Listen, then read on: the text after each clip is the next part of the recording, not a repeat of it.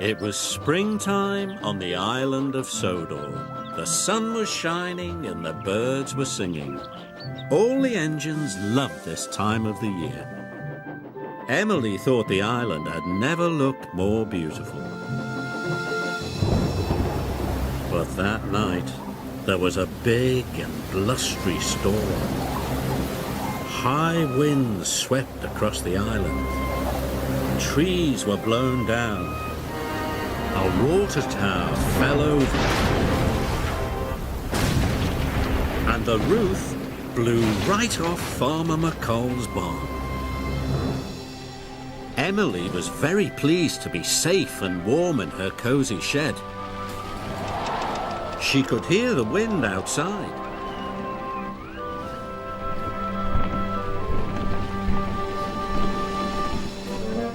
But the next morning, Emily could not believe her eyes. The storm had made a terrible mess. Farmer McColl was looking at the damaged barn. The baby calves will be cold at night. I must fix the roof right away. But Farmer McColl didn't have any timber for the roof. So he telephoned the Fat Controller. The Fat Controller came to see Emily.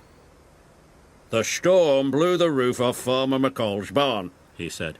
"You must take some timber so it can be fixed." "Yes, sir," said Emily.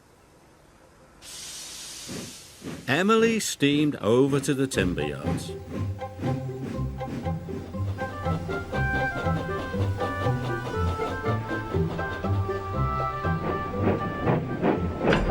She buffered up to the timber wagon and raced off to Farmer McColl's as fast as she could.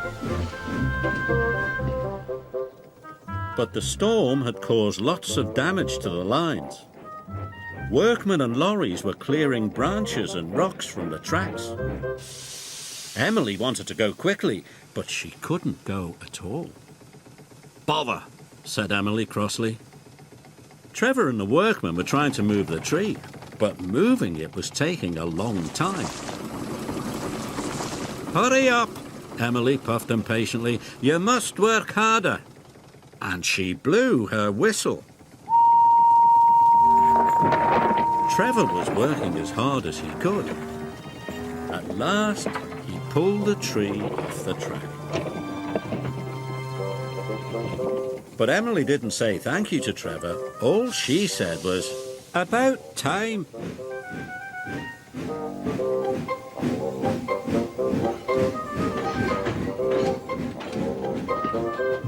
Every time she came across workmen clearing the track, she blew her whistle and wheeshed steam. This made the workmen cross. But Emily thought it made them work harder.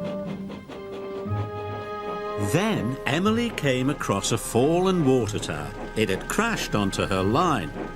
"Oh, no!" she cried. Elizabeth was helping the workmen push the tower off the track. The tower was very heavy. Emily decided to boss Elizabeth too. "Hurry up," she wheezed. And she blew her whistle as loud as she could. "Not if you ask like that," sniffed Elizabeth crossly. "I've got an urgent delivery," said Emily. But Elizabeth didn't listen. She simply went back to work. Emily blew her whistle again, but the more she blew her whistle, the slower Elizabeth seemed to go. Emily thought she would never get to Farmer McColl's. The skies were darkening and night was on its way.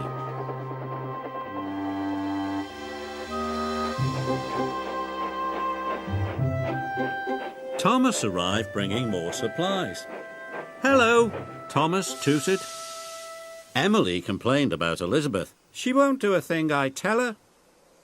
"That's because you're a big bossy boiler," laughed Thomas. "You should try asking nicely for a change."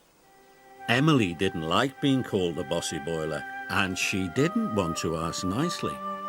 But it would be night time soon, and the baby calves still didn't have a roof over their heads. So Emily took a deep breath. "I'm sorry I was rude, but can you help me get this timber to Farmer McColl's? Please, it's to help the baby calves." Elizabeth smiled. "Why, certainly," she puffed. "I'll get your track cleared in no time." Emily was surprised. Thomas was right. Asking nicely was just like magic.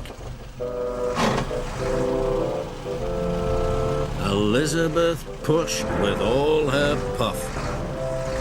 The tower was heavy, but with a mighty heave, the track was clear.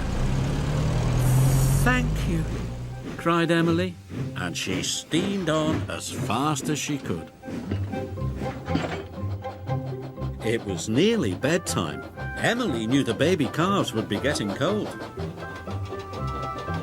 So whenever there was something on the track, she took a deep breath and said, "Please and thank you."